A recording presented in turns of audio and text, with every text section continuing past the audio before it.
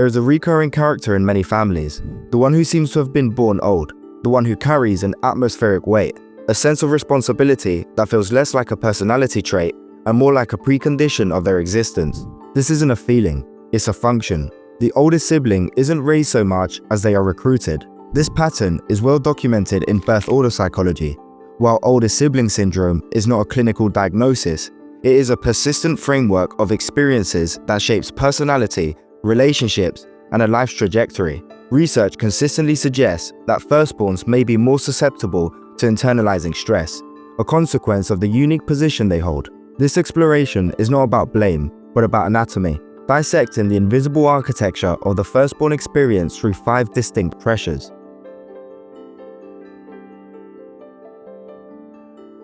The first pressure is being the prototype child. Firstborns are the test subjects in the high-stakes experiment of parenting. They are the first draft. Every theory on discipline, every curfew, and every anxious reaction to a fever was beta tested on them.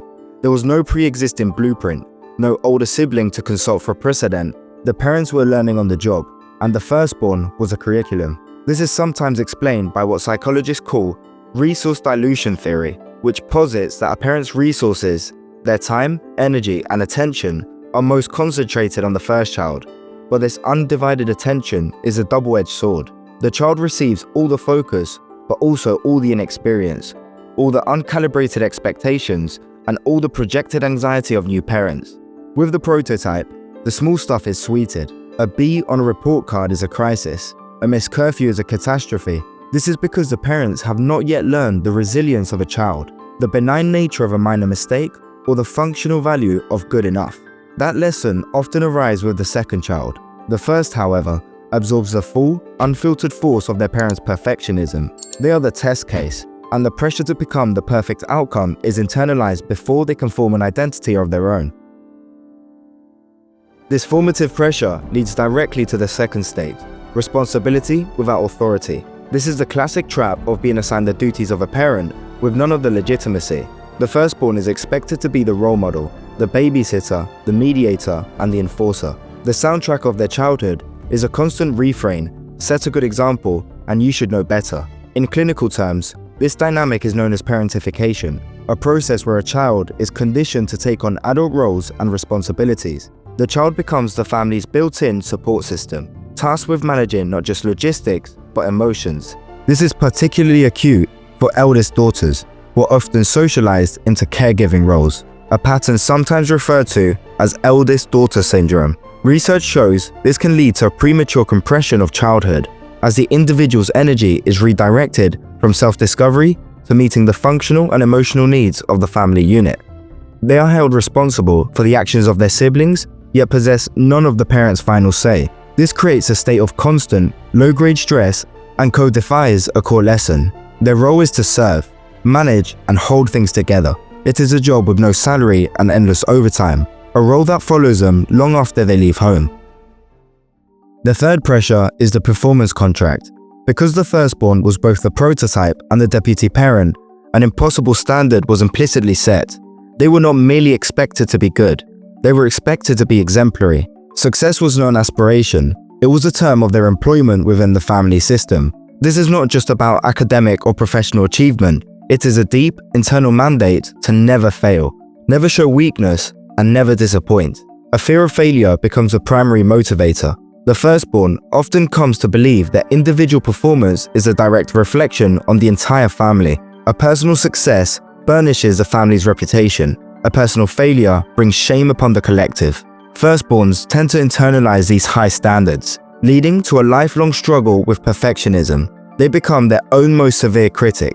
Accomplishments may bring little satisfaction, overshadowed by a persistent sense that they could have done more. This makes it difficult to engage in activities just for fun, as everything is perceived as a performance to be graded.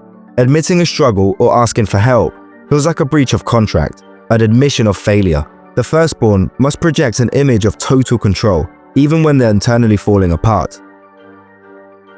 These roles coalesce into the fourth burden, a lifetime of performing emotional labor. This is the residue left by being the prototype, the second parent, and the performer. The firstborn internalizes the message that it is their function to ensure everyone else is stable and content. This is not a conscious choice, but a conditioned reflex. They become the family's emotional barometer, constantly scanning the environment for distress. In the face of conflict, they feel an obligation to fix it. If a family member is unhappy, they feel a degree of responsibility. Their identity becomes enmeshed with the role of caretaker. This is why many older siblings struggle to enforce boundaries. Saying no feels like a shocking dereliction of duty. This role is carried out of the family of origin and into adult life. In friendships, they're the planners and the confessors. In romantic partnerships, they may be drawn to people who require intensive support. And at work, they're the ones who absorb extra tasks to ensure a project's success, often without being asked. This hyper-responsibility is a heavy load that can lead to chronic stress and burnout, as the needs of others are perpetually placed before their own.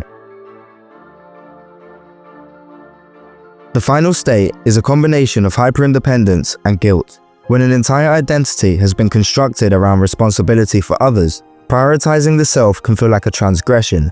It feels selfish, kinda feels like abandoning a post. For the older sibling, self-care is not a luxury. It's an act that often triggers a sense of guilt.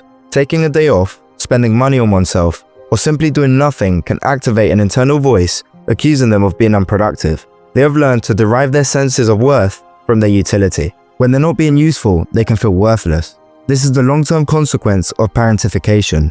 Needs have been silenced for so long that they may no longer be recognizable. This leads to hyper-independence, a compulsive refusal to ask for help. Asking for help implies vulnerability, which breaches the performance contract. It also risks burdening others, which violates the caretaker role. It is safer to suffer in silence, projecting an aura of complete self-reliance. This can foster a deep, quiet resentment, not necessarily at the family, but at the role itself, and a mourning for a childhood that was never truly afforded. The prototype child, responsibility without authority, the performance contract, emotional labor, and hyperindependence. These are the core components of the firstborn's psychological architecture. They are not burdens to be overcome or reframed as strengths. They are simply the structure itself. The empathy, work ethic, and resilience that often characterize the firstborn are not a gift, they're just scars. They are the result of a profound and often lonely apprenticeship in carrying weight that was never theirs to begin with. The trailblazer clears the path for the others to walk on. They're not meant to build a home there. Their purpose is to go first, so that those who follow might have an easier journey. The firstborn is the foundation of the house, essential, load-bearing, and buried.